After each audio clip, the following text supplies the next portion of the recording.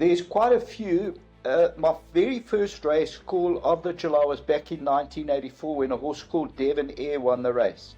And I called it over the PA system. I was as nervous as, well, I can't even tell you how nervous I was. And when they turned into the home stretch, or every move you make, the crowd was with you. You know, you're talking 55,000 people on track. So, for example, if you say, and Devonaire's on the move, going around, then the crowd reacts with you. Then you've got to go down a tone. So you don't want to be screaming like a lunatic when they get to the line. And then Illustrador in the early 90s, I just raised my voice to say the favourite Illustrador's going around them on the move, and the crowd would go absolutely berserk. Then you've got to come down a tone.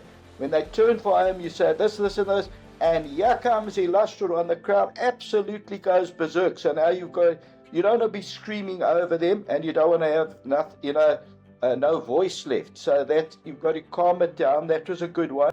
Hello everybody. Are you a fan of horse racing? Are you a fan of commentary?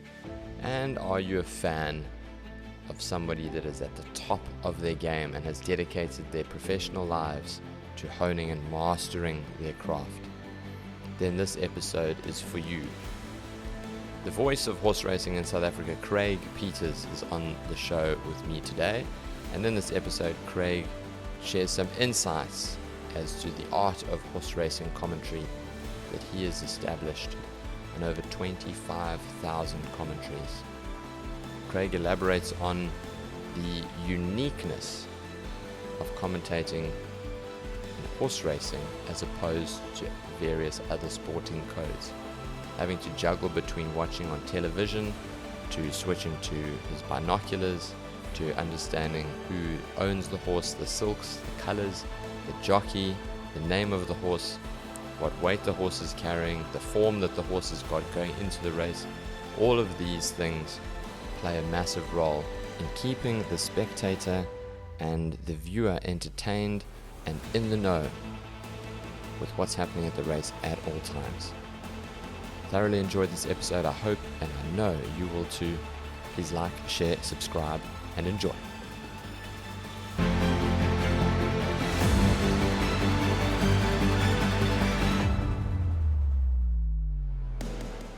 Craig Peters, Craig Eagle Eye Peters, welcome to the Xpect Performance Podcast. How are you? I'm very well, thank you, Clinton. Yourself? Yeah, fantastic, man. Fantastic. I've been looking forward to this interview. Horse racing is in my blood, as you know, with my dad being a jockey and a trainer. And if I think back to some of my favorite episodes on the podcast so far, Anthony Del Pesce was episode 4. And it was still one of my favorite episodes. So I find myself being drawn to the horse racing industry and how it works. And when you look at horse racing in South Africa, there's one voice that is synonymous with that, and that is yours, sir. So tell me, how did you get into commentary? It's been something that's going back a very long time. It is indeed, but just getting back to your dad, Martin Shum, I knew him as a jockey and a trainer, and I know your mom because she taught all of my kids at Forest View Primary School. And Anthony Del Pesce, he's a legend himself. He rode internationally, and as you know, up to a couple of weeks ago, he held the record of 334, which Richard Fourie broke, one winners in a season. So Anthony also a very, very good jockey. I know him very well. And how did I get into commentating? Well, in school, your mom wouldn't have been very happy. I used to get into a lot of trouble. I used to carry the race cards around with me in just starting off in high school. I didn't used to do any studying. I wasn't a very good student. I just scraped through in all my subjects, but I studied the race card. And what used to happen, my parents used to go to the race courses in Joburg. I was born in Joburg. And we used to sit on the car bonnet of my father's car. Kids weren't allowed on track. And the colours, the jockey silks just came to me very naturally. So I started just studying and putting names together. And my memory was excellent. And that's how I began. I applied for a job back in 1974. And I got sent to Bloemfontein.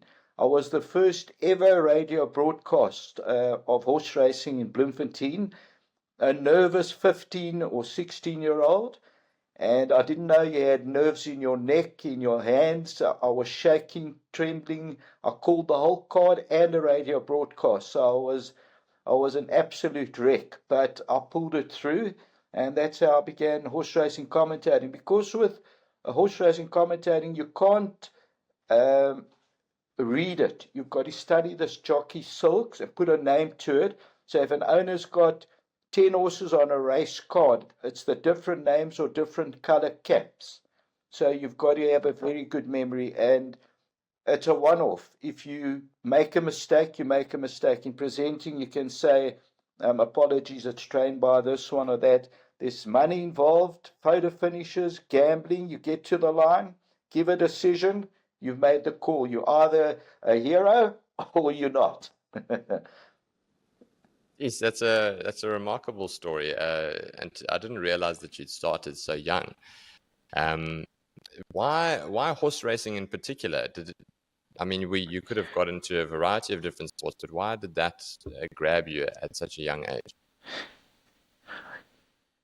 I think it was the bug of Sea Cottage, the legendary Sea Cottage who got shot in the mid-60s. And we used to listen to the broadcast of Force's favourites. Ernie Duffield was the first ever race commentator in South Africa that broadcast horse racing. So we used to listen to Sea Cottage. My parents used to go and every race meeting. They never started a race meeting with out there and there. They loved their horse racing. The bug bit me as well. I loved boxing as well. I did boxing commentaries at an early age. I've done commentaries on show jumping, equestrian, eventing, Kyalami, motorsport. But the most difficult of them all is horse racing, because in a race meeting you can have 120, 130 horses, different silks. On the big days you can have 12 races. You've got to be sharp. You can't have a late night the night before. You can't have a heavy drinking session. Your mind's got to be sharp, because when they're running, you're looking through binoculars, you're calling the race, or you're calling off television, but without the race card there, you're calling it from memory. You do your studying on the way down to the start. There's pronunciation of some very difficult horses' names. There's a lot of horses coming out now in Zulu. The one is called Konda Ekukanyeni, and they're coming along regularly. So you think of 20 horses in a race, and you've got Kondo Ekukanyeni, you've got Imalenzi Yokoto Duma. There's plenty of them in one race, and then you've got to add the other 18 to them. And then there's the French names, and you've got to know your game. You've got to be, you don't just go to the race course unprepared. You've got to know what gets left at the start, what's favourite, what's the horse's antics at the start, whether they get left or whether they go to the front. So there's a lot involved. You've got to know the handicapping system as well. So I call myself an all-rounder. An all-rounder. Yes, it sounds like you need to be an all-rounder to be good at that job. That is a lot of things that you have to juggle all at the same time, whilst having a pair of binos on the race and commentating things as they happen. Because like you said, in a horse racing, let's say they race over 1,200, 2,200, 2,400, 3,200. The races vary dramatically in the amount of horses in the race and the distances. So there's a lot going on that you have to commentate in real time. There's no downtime. Like, for example, in many other sports, there's downtime in rugby. There's often downtime in football. But in horse racing, it's once they get out the gates, it's all on you for the next ever many minutes. Absolutely. And what can be very difficult as well on a day when it's raining, jockeys sometimes go down in raincoats. You only see the silks when they take the raincoats off just before they load. Once they're racing, the mud and the kickback changes the jockey silks, totally different. And also, if you get a tickle in your throat I enjoy more 1,000, 12, 14, 16, 18, because the longer the race, the more chance you'll get a tickle in your throat, which in other sport you can switch the microphone off, clear your throat, to have a sip of water. In commentating, you can't. So it is very difficult. The colors change if it's sunshine. If it's raining, colors look different. Clearwood Park, which is now closed, when you look down at the 1200 or the Vaal in Joburg was a 1600-meter straight. At that time, there was no television. The visibility changes, far down. Colors look different. So, it depends on the day as well. That's why I'm saying you've got to be very sharp and alert. A good commentary is one that's fluent, clear, no stuttering, and try and get it as accurate as possible. Greg, you mentioned the different racetracks. You no doubt have spent lots of time at Greyville over the years. I live just around the corner from Greyville, and I've played many rounds of golf at Royal Durban. And there's this tower sort of on that bend, just before you're coming down the home straight. Are you familiar with the one that I'm talking about? It almost looks like a television tower. It's like built red brick, and there's steps going up. And I've got no idea why that's there and what it's used for. And it's something that's been bothering me for quite some years each time I look at it. Can you tell me what that's for? It's the television camera tower. There's one at the 600, there's one at the 1400, there's one at the 1600. What happens, they take the different views of the horses when they pass them from the left-hand side or head on. That's for television camera. The one at the 1600-meter marker, it's called the drill hole camera. But what happens is, from the commentary box, you cannot see from the 16 to the 14 because all the trees are blocking you at the drill hole. So back in the 70s and the 80s, I, as an assistant to Trevor Denman, used to go behind that tower to commentate there because there was no TV at the time. TVs were just coming out. So he'd call, let's say, this one's in front from this one, and we go over. Then I'd call for 200 meters and go back to him. Today we've got a camera behind there, and we look off the TV monitor when they disappear behind the drill hole, which is between the 16 and the 1400. You can't see those horses from that angle from the commentary box, so we go to the TV monitor there.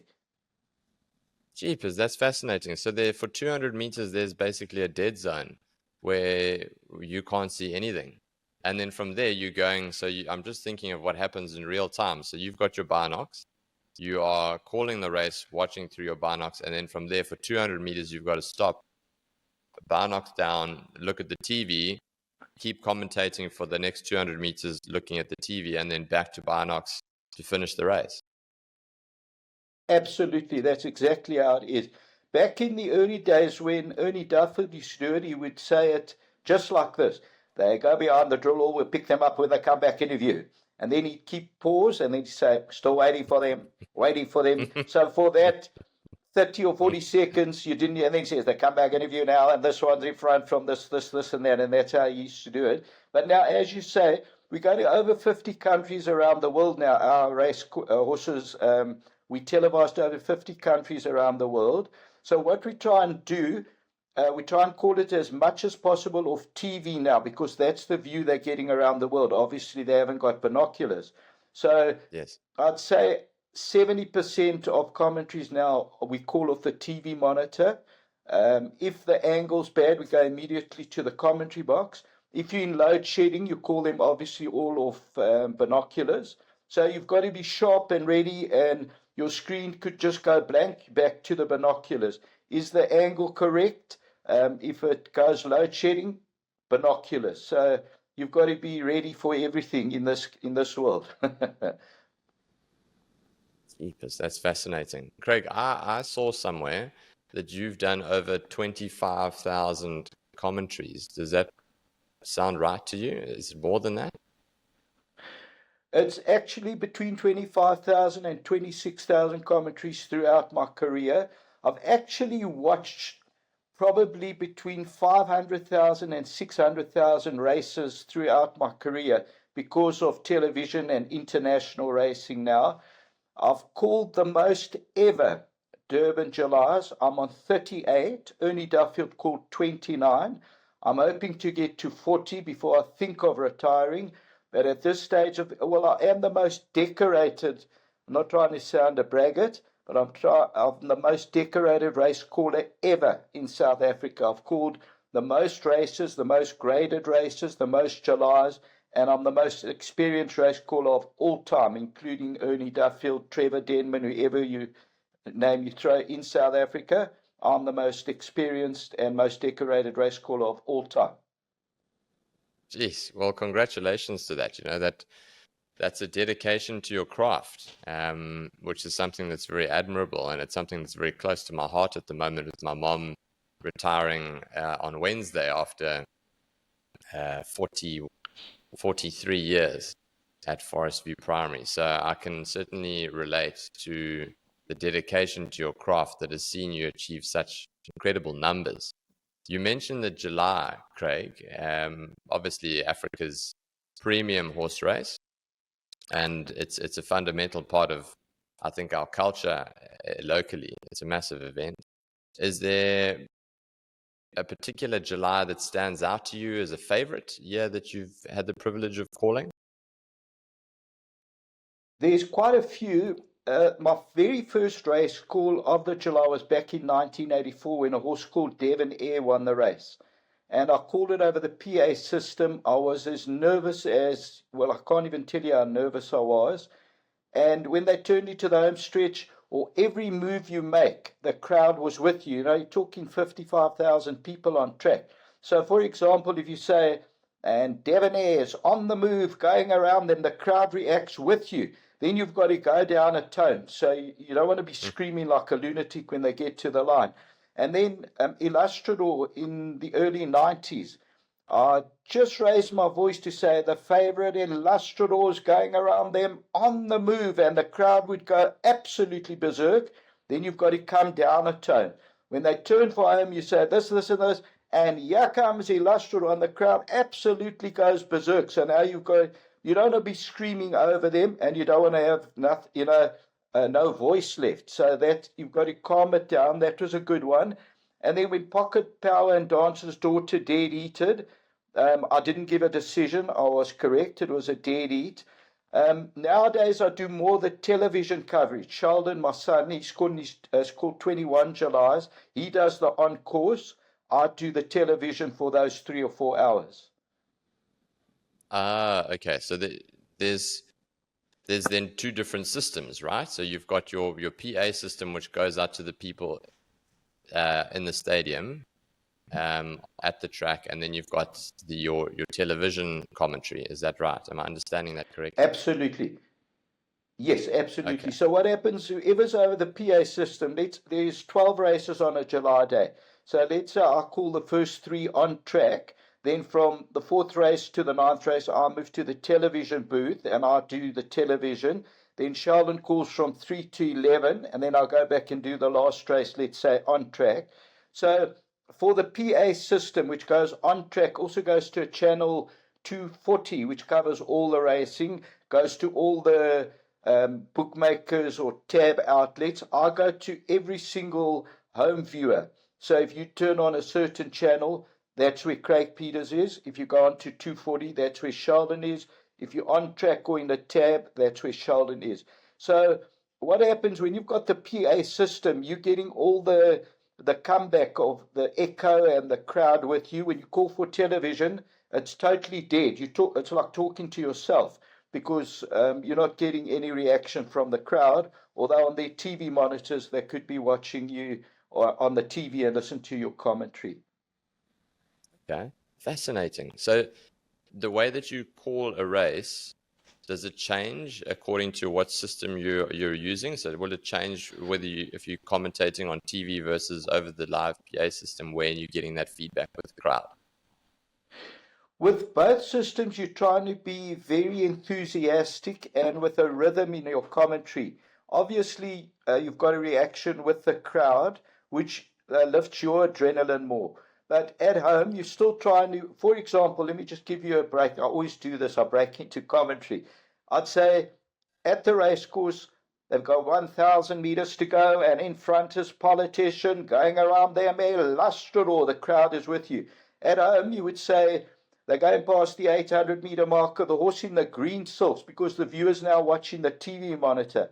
The horse with the white headgear, meaning blinkers, is making a move around them. They turn for home, they've got 400 meters to go. You describe them more colors. So the guy at home who doesn't know his colors, you're trying to pick out his horse so he can follow your race with you. On the PA system, you try and do the same, but you don't pick out as many as you would for the viewer at home on the television. And you try and have a rhythm going with you. You don't want to be a dead commentator, if you know what I'm saying. You try always get a rhythm in a commentary. You try and raise your voice at the right time. You always try and pick the fancied runners out, because the reason the horse is a fancied runner is because the punter has put it there as the favorite. So if you've got 20 horses in a sprint running at you, let's say at Clarewood or at the Vaal or at Turfentine, in a sprint 1,000 meters, you can't go through all 20. So you go, if they're running, it's a straight, you're calling the first 10 or 12 horses, then they've already got 400 meters to go. Then you start picking out 5 or 6, and then inside the 200, it comes down to the principals. If you're calling at a race course at Greyville, they've got no straight sprints. All their horses races around the turn. So what you do there, you try and get through as many as possible in 1,000 meters. But if it goes 12, 14, 16, you try and cover 15, 16, 18, 20 horses, so that every punter or follower hears his horse's name. As an owner would like to hear his horse's name.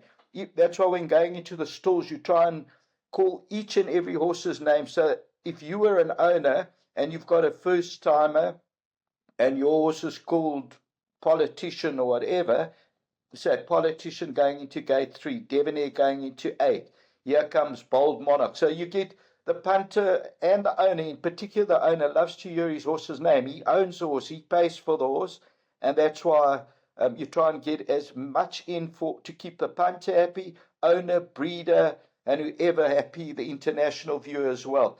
I've called at every single race course in South Africa. I've called Cape Town, Bloemfontein, Port Elizabeth, Joburg, all their 4 tracks, Natal, and I tried to call in Dubai for the World Cup, but the guy there wouldn't let me call. He said it was too big a day. He's not allowed to. But when he came to South Africa, of course, they opened the doors for him and he was allowed to call here. Sure. You mentioned your son Sheldon. And as far as my research goes, 2005 was the July that was the first ever father-son combo calling that day. Is that correct? 2005, that's correct. Sheldon called his first July, I think it was in 2001, 2002. And then Sheldon and myself became the first ever father-son. I don't know if that's in the world, but it is definitely in South Africa, that we called it simultaneously. He was in the commentary box over the PA. I called it for television, the booth below him. Over the years, there's been father-sons. There's been Wolfie Wolfhard and Francois Wolfhard, but they've never called a race simultaneously. We had Ernie Duffield and Peter Duffield. They never ever called the July simultaneously. So Sheldon and I would be the first ever father-son to call the July in particular simultaneously.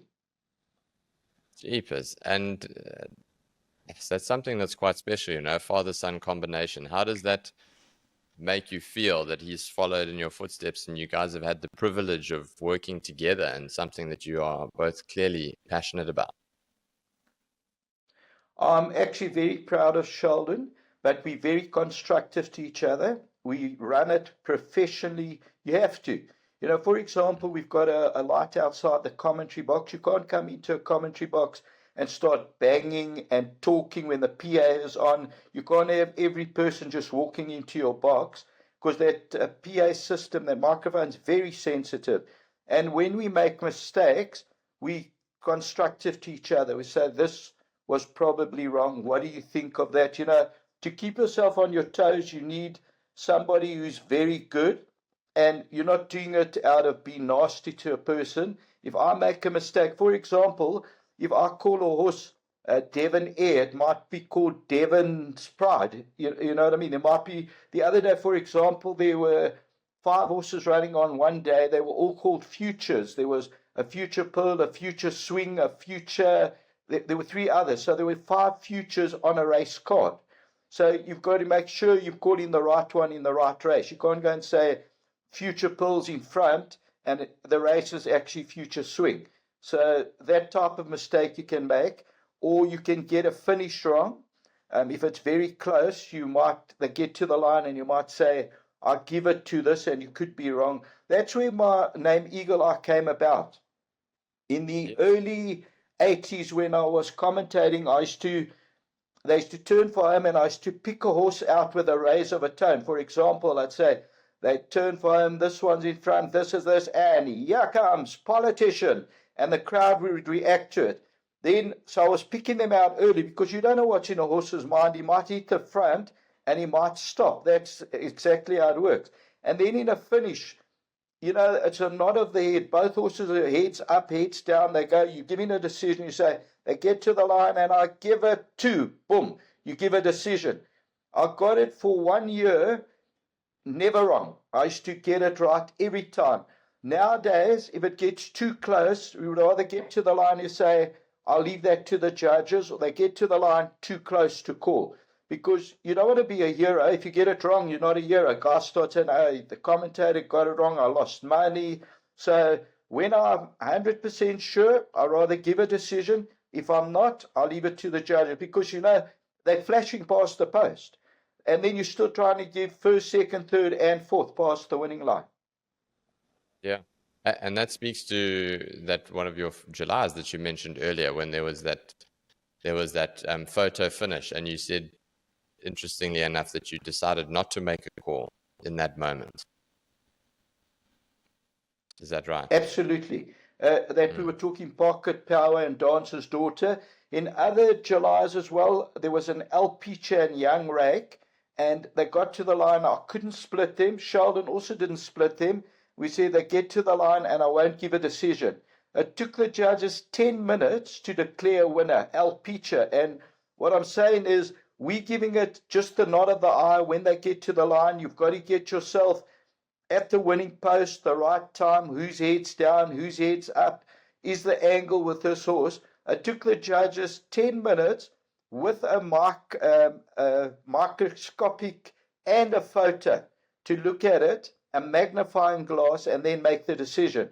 So that's why I'm saying it took them 10 minutes to see, is the horse's nose in front, is it not at the line, and you're giving a decision just split second. So I'll give it 2, or boom, I wouldn't like to split there. Yeah.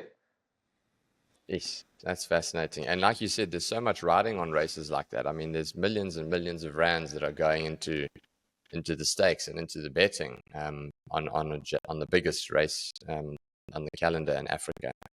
Tell me, what does a day look like at the races for you? So do you have a routine that you go through? You mentioned your prep for the day of a meeting starts the day before, I would imagine, and the fact that you don't drink too much, you probably get enough sleep, etc. But are there particular routines that you like to go through? What I do is, like I've told you, I have an early night.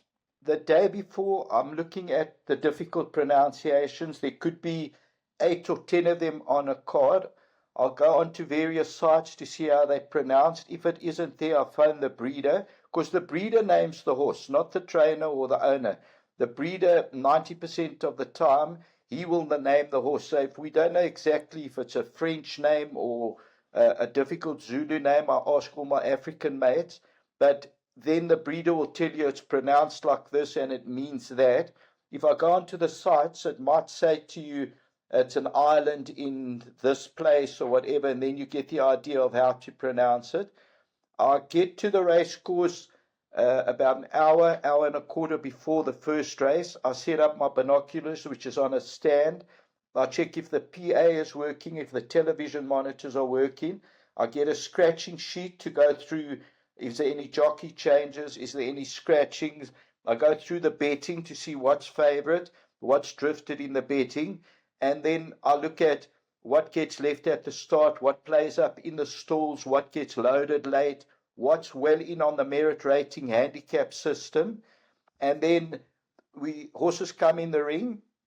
You study them when they go down to the start. You're calling them going down to the start. So you could say, number one, politician, ridden by this. Number two, this, ridden by that. But if an owner's got 3 or 4 horses in a race, then you've got to put, number one might have blue with a red cap. His second horse might have blue with a yellow cap. Third one might have blue with a green cap. So then you've got to get your caps in order so that you don't make a mistake. I mean, at one time, a guy like Laurie Jaffe, he had 5 horses in 1 July, and yet his colours were white with the black diamonds, red sleeves, and a red cap. Then they had to change the other 4 caps, so you had to get their names right with the cap. Recently, Hollywood, who've got many horses around the country, they're the yellow with the purple stars. Their first colour cap is yellow with a purple star, and the second one is purple with a yellow star. Then they asked myself and Sheldon, can we put some other caps together for them, which we did. We passed it by them. We said, you can see a nice one, a purple with a yellow stripe, purple and yellow checks, and then the purple and yellow hoops. So in one race recently in a grade 1, they had 5 runners in one race. So I'm happy to say Sheldon and I had part of that as well, putting the other caps, and they take that all around the country. If they've got horses in Joburg and there's 5, or in Port Elizabeth or Cape Town or Natal, they send all the caps around the country. So that's what I'm saying. You've got to be alert when they're on the way to the start. You look in your race card and say, number one's politician, that's got the yellow cap. Number 2 is this, it's got the purple with the yellow cap. Number 3, the striped cap. 4, the hoop cap. This one, the check cap. And then you start studying it, your memory. You call it, when you study colors, the microphone is off, obviously, but you look through your binoculars and you say, politician, politician, politician, lightning shot, lightning shot, lightning shot. And then when the race is loading, you look in your race card and say, you're just checking that you're correct. And then once they're off, you're on your own. I always use that term as a boxer. Your coach can train you, he can tell you what to do in the boxing ring, but when you come out, it's you and your opponent. When the horses are released from the gates, it's the commentator, his memory, his eyes, and his voice. Nobody can help you out. Whether you're wrong, whether you choke, whether you're not accurate, whether you get stuck, nobody can step in and say, Craig, hold on a second, you're making a mistake, let me commentate the race for you. So when they're running, you're on your own and you're just calling them memory. And then once you watch the replay, you look at it and you check, okay, I was accurate, I did this correct, I was a bit off here, that type of thing, and we're very difficult on ourselves, Charlotte and myself.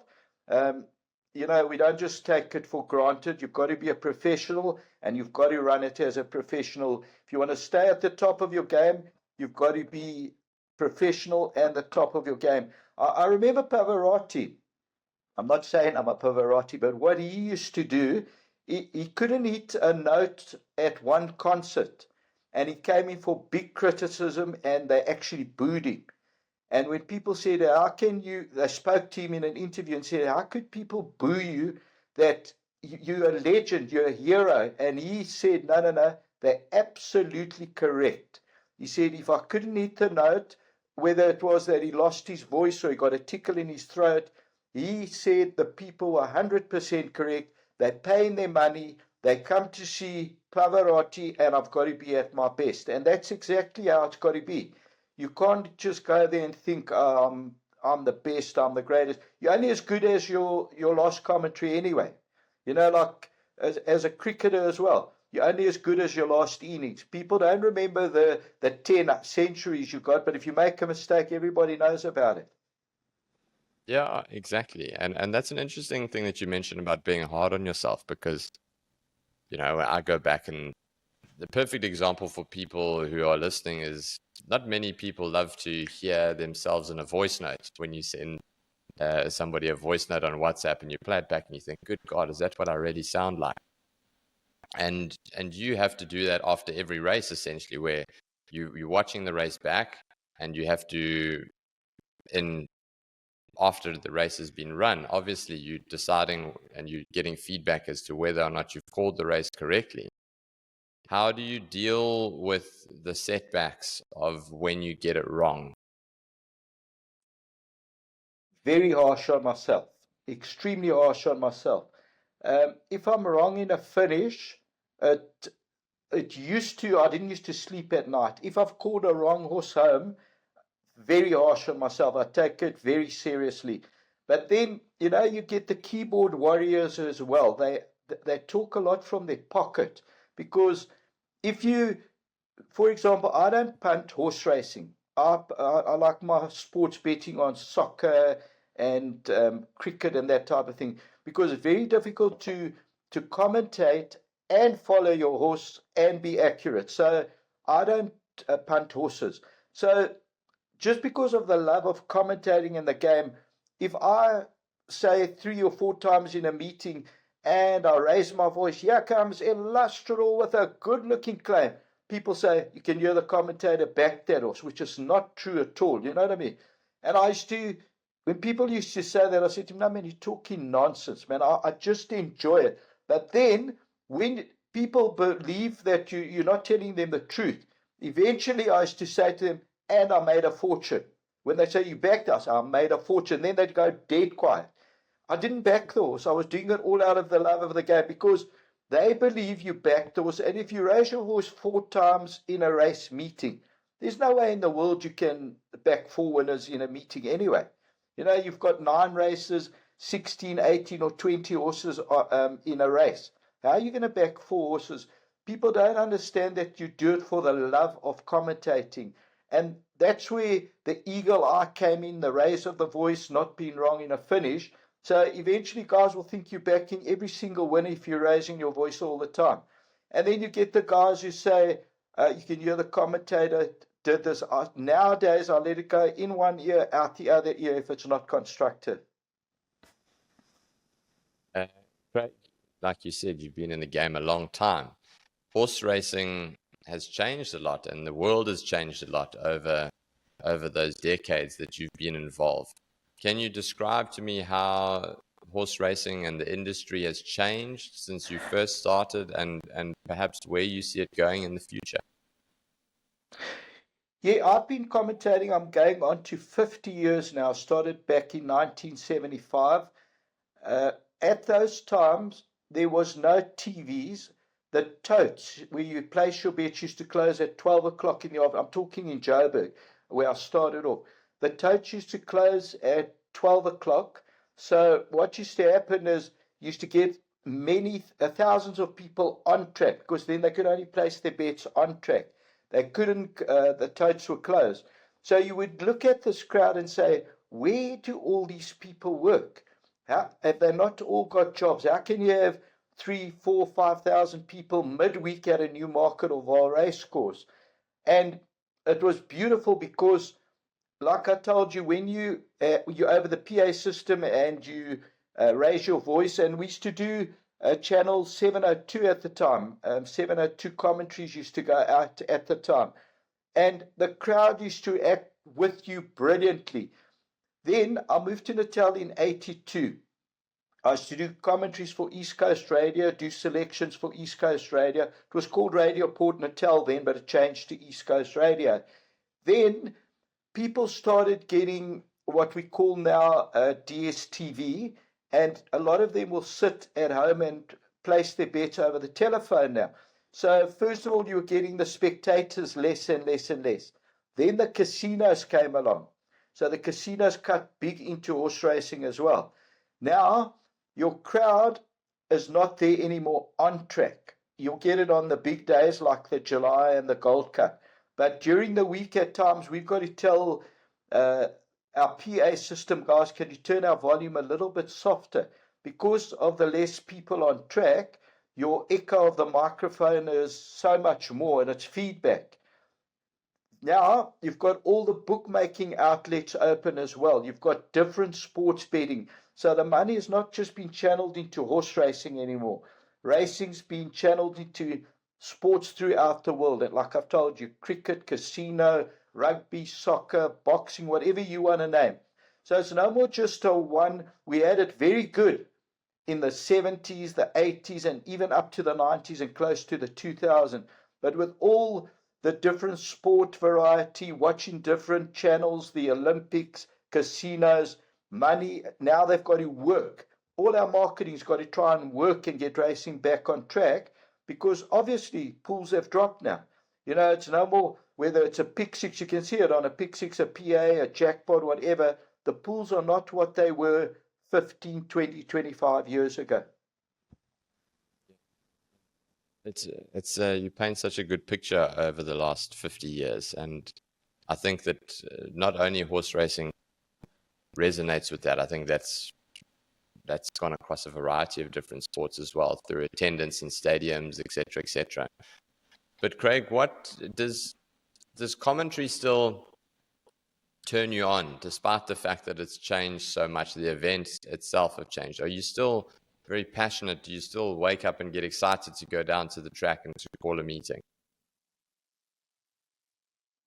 Yes, I still enjoy my commentary very, very much. There's a lot of people that I'm glad that I'm by myself in a commentary box, because there's a lot of people in racing at the moment that are bad for racing, and I say that openly.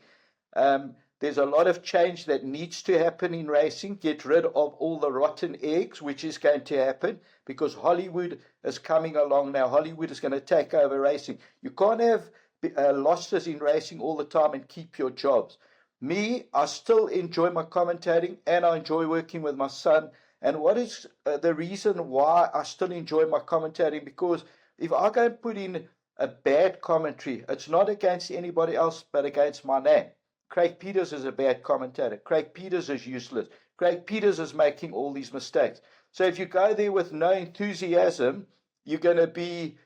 It's not about racing, it's about Craig Peters. He's gone, he's too old, he's finished, he's deteriorated. So you've got to keep your name up. That you've only got one name, and you've got to be a professional, to be good, to be at your best. Is he still the eagle eye? Is he as good as he is, or is he past his best? So you've got to keep up your name and be at your best. Otherwise, people are going to point fingers at you big time. And in horse racing, and I'm sure it is like that in other sports, it's obviously got to dent your confidence. If a cricketer keeps going out for a duck, he can come on there, he can get another good ball that gets him out. In commentating, it's the same. If you make a mistake or make two mistakes, it's got to dent your confidence, because it's your memory and your mind that you're going through. So you've got to keep up, what I call your highness. You've got to be very high on everything's got to be professional at its best. Yeah, because it's against my name. I love that, Craig. After 50 years of commentary, the consummate professional still.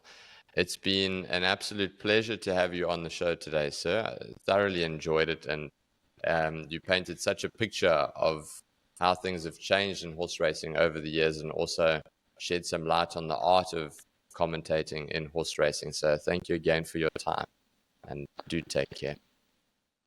Thank you very much, Clinton, and thank you for having me on today. Thank you, Clinton Sean. Have a great day. Thank you.